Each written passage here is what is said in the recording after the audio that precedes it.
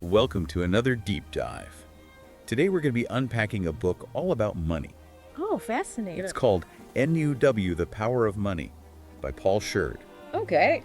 And he's got quite the credentials. He's a former vice chairman of S&P Global, Wow. a senior fellow at Harvard. So He knows a thing or two. he's been in the trenches, shall we say, of the economic world. Yeah. And this deep dive is really meant to give you a new way of thinking about how money works. Okay. Because once you understand that, you can better understand everything that's happening in the headlines, from inflation and government debt to those crazy CEO salaries you see. Yeah, like how does anybody make that much money? Exactly. Yeah. So have you ever stopped to think about what really happens when you buy something? Or where all those trillions of dollars in government debt actually come from? No, not really.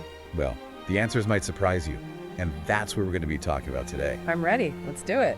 So Sheard starts off right at the beginning with a pretty bold claim. Money isn't actually what we usually think it is. Okay. We all think about, the bills in our wallets.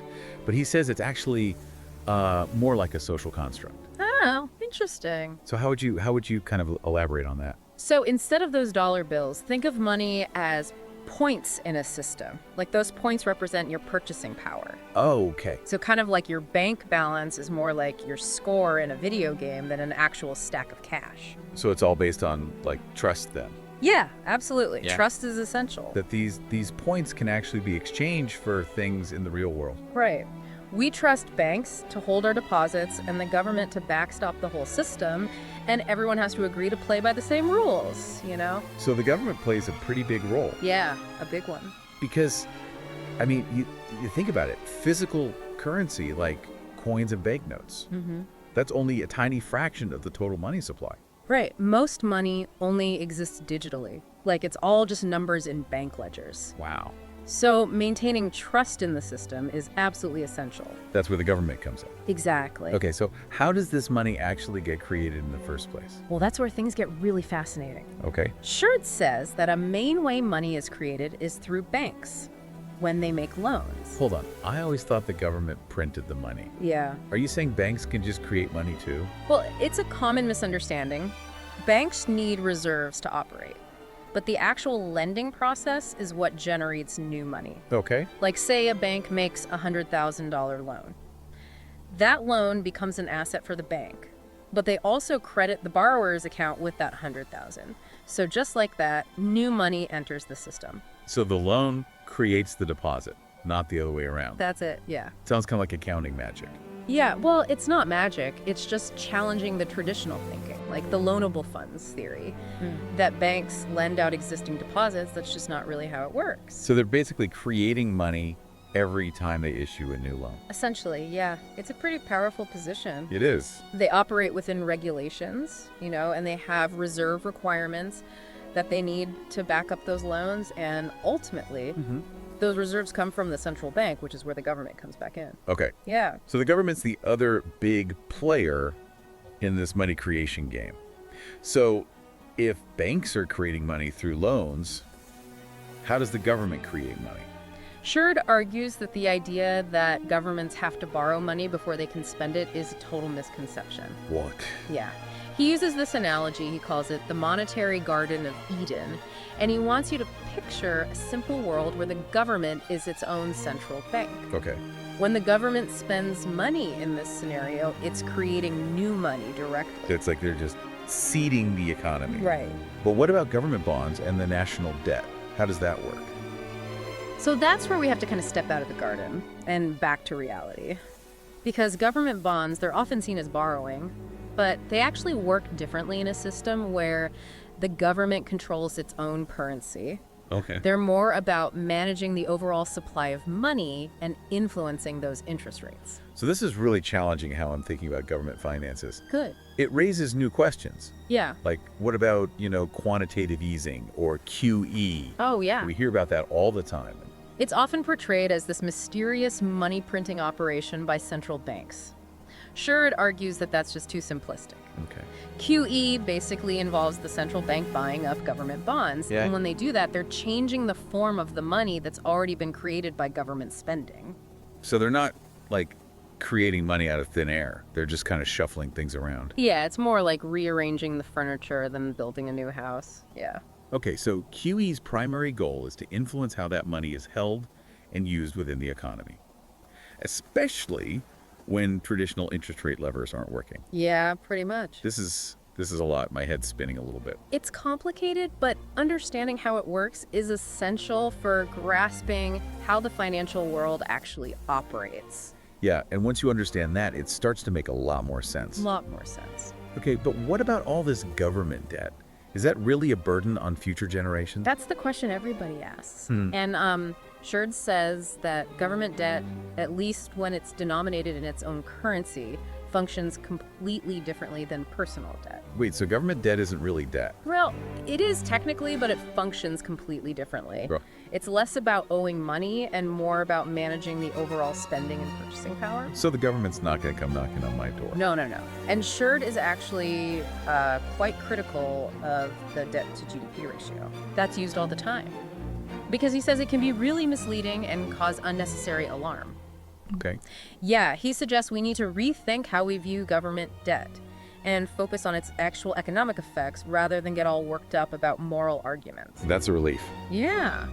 But if government debt's not this huge crisis, why do we hear so much about it? That's a good question. We should probably do a whole deep dive on that. Okay. But the important takeaway here is that government debt, especially when the government issues its own currency, operates way differently than we're often told. This is so enlightening. I'm starting to see things in a whole new light. Good. But one thing I'm still thinking about is inflation. Like, it's all over the news. Everybody's worried about it. What does Sheard have to say about that? Well, this is where he offers another surprising insight. He says that a little bit of inflation, like a small amount, is actually good for the economy. Wait, inflation can be a good thing. Yeah. But it makes everything more expensive. Well, it does, but there's nuance here. A little bit of inflation helps with wage adjustments. Because think about it. People don't like to see their wages go down. Even if prices are falling, it just feels like a loss. Right? Yeah. A small amount of inflation lets wages adjust in real terms, but without that sting. Oh, so it's kind of like an economic lubricant. Yeah, it helps keep the labor market functioning. Yeah. Obviously, finding that right balance is key. Right. Too much is a bad thing. Right. But a little bit can be beneficial. So it's all about that sweet spot. The Goldilocks level. Goldilocks level. Yeah. Okay. But how do we control that? Isn't that what central banks do? Exactly. Central banks play a big role. And Sheard talks about all the different tools they use, from adjusting interest rates to things like quantitative easing. Speaking of QE, we touched on that a little bit, but it's often described as this massive money printing operation. Right, which, again, he says is too simplistic. Right. Remember how we talked about government spending, putting new money into the economy? QE is the central bank changing the form of that money. Oh, when they buy those bonds, they're not creating brand new dollars. Okay. They're just basically swapping those bonds for reserves that the banks hold. So they're rearranging, not creating. Exactly. And the goal is to get banks to lend more, to boost investment, to help the economy. QE has become essential, especially lately, as they've dealt with the financial crisis and the pandemic. Wow, so it's a powerful tool. But it seems pretty risky, too. It is. It comes with its own challenges. One of the biggest concerns is that it can lead to asset bubbles. Asset bubbles? Those don't sound good. They're not. They're what happens when the price of something, like stocks or real estate, gets inflated way beyond its actual value. And it's often driven by speculation and easy credit. When the central banks pump all this money into the system, it can make things worse. Oh, so it's like they're pouring gasoline on a fire? Well, maybe not quite that dramatic, but you get the idea. Yeah. They have to be very careful. When those bubbles burst, it's bad. Remember 2008 and the housing crisis? That didn't end well for anybody. Yeah. So yeah, they're walking this tightrope trying to stimulate the economy without creating these dangerous bubbles. It's a tough job. It is. Okay, we've been talking a lot about the big players. Yeah. Government, central banks, banks. Where do regular people fit into all of this? That's a great question. And it leads to one of the most important topics in economics. Inequality. Ah, the elephant in the room. Yeah. It does seem like the gap between the rich and the poor keeps growing, and that the system is working against people who are already struggling. Does Sheard offer any solutions? He does. He tackles this head on. And he says that while some inequality is inevitable, extreme wealth concentration can be really problematic, both for the economy and socially. Okay, so a little bit is okay, Right. but too much is bad. Where do we draw the line? That's the question, isn't it? The million-dollar question. Literally. Literally, yeah. His point is that when just a few people control the vast majority of the wealth, it distorts the markets, it undermines democracy, and it can create unrest. Well, yeah, if the rules of the game are skewed in favor of just a few, it's not going to work for everyone. Exactly. And he doesn't offer easy solutions. He admits that it's complicated. Yeah. And it's going to take education, healthcare, social safety nets, even tax policy. So he's not in favor of just like taxing the rich. He doesn't think that's the answer. He says that taking money from the wealthy probably won't work, and it could even backfire. He really emphasizes creating a system that provides opportunities for everyone, not just the wealthy. So it's about leveling the playing field, not punishing success. Exactly. That sounds really idealistic. What steps does he suggest? Investing in education and skills training, providing affordable healthcare, making sure the social safety net is strong and protects people who need help. Those are pretty standard progressive ideas. They are, but they also have a proven track record in other countries. So it's not just about redistributing wealth, it's about investing in people. Exactly. It's about an economy that works for everyone. So what about the people at the top? Yeah, The CEOs? He has some interesting things to say about their pay. he does. A whole chapter on this. And he gets it. They're paid a lot. But he says the idea that they're overpaid is something we need to examine. Hold on. Is he defending those huge CEO salaries? Not really. He's offering a different perspective. He says that CEO compensation is mostly determined by market forces, supply and demand. Supply and demand. But they're not a commodity. Right, but the same idea applies. There's only so many people who have the skills and experience to run these huge companies, and there's a lot of competition to get them. So it's like a bidding war Yeah, kinda. for the best CEOs. And that drives up their pay. He also points out that they only get those big bonuses if the company does well. So they have to earn it. Right. Okay. I see what you mean. It's more complex than we think. Yeah. But you're right, it does seem unfair that they make so much more than their employees. Yeah. Hundreds of times more. And that raises questions about fairness, social responsibility. Yeah. What are these companies' roles in society? Right. Sheard agrees, and he thinks that companies might want to start thinking more about their stakeholders. Stakeholders. What do you mean? Employees, customers, communities. Not just shareholders. Exactly. That means fair wages, good working conditions, quality products, being responsible. Okay, I'm starting to get the bigger picture here. It's all connected. Money, finance, inequality, corporate governance. It really is. And that's a big takeaway from Sheard's book. To understand money, you need to understand how the world works. You need to understand the forces that shape our lives. Our societies and our future. Well, this has been a great start, Mm-hmm. but I think we need to take a break and come back for part 2. Sounds good. Welcome back to our deep dive. Last time we were talking about crypto Yeah, and how it could really disrupt the financial system. and how central banks are looking at creating their own digital currencies, those CBDCs. Right, because they want to keep control. They want to harness the benefits of digital money, but keep a little bit of control. So it's basically a digital version of the cash in our wallets. Yeah, think of it as a hybrid Yeah. between traditional government-backed money and crypto. Okay, so why are central banks so into this? What are the benefits? A few. Increased efficiency is a big one. CBDCs would make payments faster, cheaper, more secure. So no more waiting for checks to clear. Exactly. And no more crazy fees for international transfers. And they would settle almost instantly. Yeah, pretty much, no matter where you are. Wow. What else? Another big thing is financial inclusion. Right. We talked about how so many people don't even have access to banks A CBDC would give them a safe, affordable way to manage their money. and participate in the digital economy. Exactly. It's about making things more fair. Okay, but are there any downsides? Well, yeah, of course. Privacy is a concern. Right. I don't want the government knowing what I buy. Some people worry that a central bank digital currency could give them way too much access to our financial data. It's a little Big Brother-ish. Yeah. And then there's cybersecurity risks, potential for fraud. And we've got to think about how it'll impact banks. A lot to consider. It's still very early, but lots of central banks are looking into this. It's going to be a big topic for a long time. Okay, so we've got crypto on one side, pushing for decentralization, and we've got central banks trying to maintain some control. It's like this battle for the future of money. It is. Let's talk about inequality again, that gap between the rich and the poor. Does Sheard offer any solutions? He does.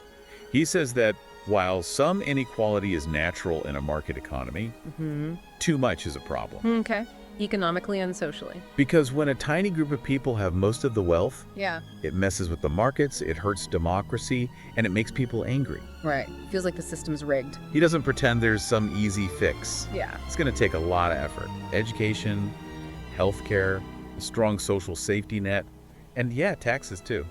He doesn't think just taxing the rich will solve everything, though, right?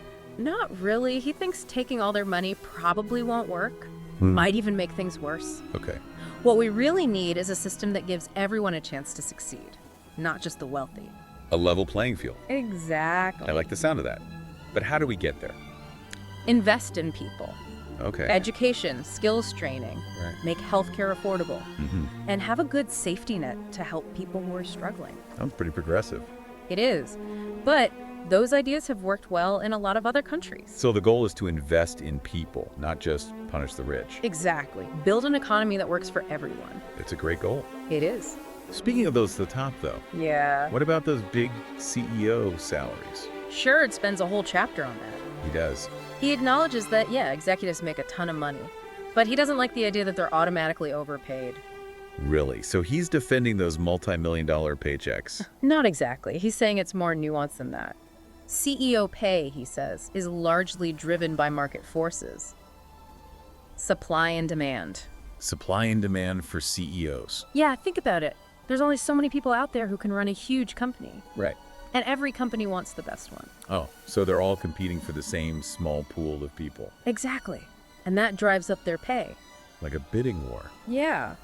And he also points out that they only get those big bonuses if the company actually performs well. So it's tied to their performance. Right, they're incentivized to make the company successful. And he points out that most of their pay is actually stock options or other equity. Oh, so they're invested in the company too. Exactly. So their pay is linked to how the company's stock does. Okay, so it's definitely more complex than just saying that they're all overpaid. It is, but But it still feels wrong that they make so much more than everyone else. yeah, and that brings up questions of fairness and what companies should be doing for society. Sheard thinks that maybe companies should be thinking more about all their stakeholders. They're stakeholders. Yeah, the employees, the customers, the communities they operate in. Not just the shareholders. Exactly. It's about fair wages, good working conditions, making good products, and being responsible. It's a whole different way of thinking about business. It is. Okay, this is all making sense now. Money, finance, inequality, how companies operate, it's all connected. Exactly. That's a key point Sheard makes in his book. If you want to understand money, you need to understand how the world works. You need to understand the forces that are shaping our lives. Our societies, our future. Wow, yeah. This deep dive has been pretty eye-opening. I feel like I've got a whole new perspective on things. And we've only just scratched the surface. We have a lot more to explore. We'll have to continue this in part 3. This deep dive into money has been quite a journey. We've covered how it's created, how governments and central banks try to manage it, and even those new technologies, like crypto, trying to change the game completely. Yeah, we've learned a lot from Paul Sheard and his book, NUW, The Power of Money. It really has connected a lot of dots for me. One of the biggest takeaways has been that money isn't just some abstract concept, it's a force that shapes so much of our world. Absolutely. And Sheard points out how connected the monetary economy and the real economy have become, especially now in the digital age. Can you explain what you mean by that? Like, what's this convergence of the monetary and the real? Well, think about how much of our lives happen online these days. Shopping, banking, working, even just hanging out with friends. Yeah, it's like we're living more and more in this digital world where money itself is becoming digital too. Exactly. And as that keeps happening, the line between the virtual and the real gets blurrier. Money, which used to be physical, like those dollar bills, Right. now it's mostly digital information flowing through these global networks. It's becoming less tangible, almost like video game money. That's a good way to think about it. And it changes how we understand money, how we use it, how we regulate it. It's a whole new era for money.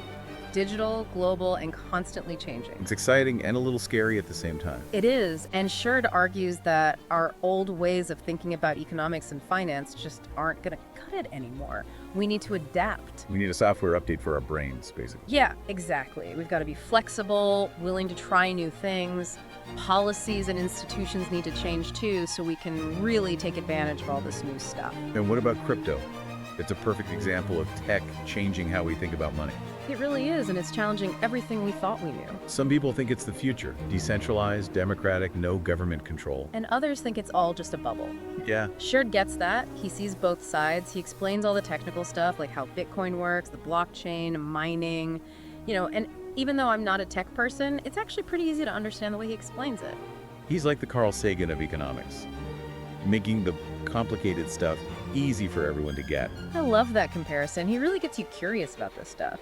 And he points out that crypto isn't just about the technology, it's about the ideas behind it. A lot of people see it as a way to challenge the powerful, make finance more inclusive, and give more power to individuals.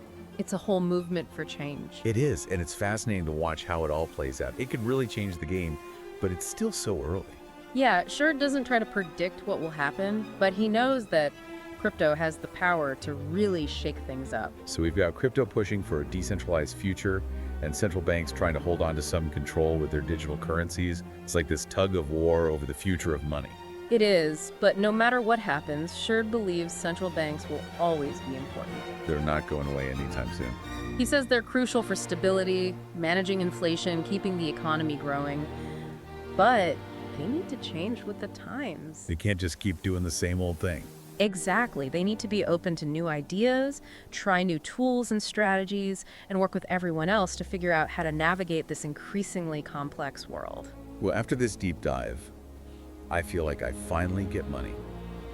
How it works, how it's used, how it's always changing. Yeah, and we've seen how powerful it can be, for better or for worse. And it's not just numbers and transactions, it's trust, it's agreements, it's this whole dance between the real economy and the money that makes it go round. It's all connected. One thing that I'll never forget is that money isn't stuck in time. It's constantly moving and evolving. And like Sheard says, understanding that is essential for anyone who wants to make sense of the world today. Absolutely, to make good choices. And to be a part of shaping the future. It's true. Well, this has been an amazing deep dive. Thank you so much for joining me and unpacking all of this. It's been a pleasure. I think we've given our listeners a lot to think about, and hopefully they'll see money in a whole new light now. I hope so. Thanks for listening, everybody, and we'll see you on our next deep dive.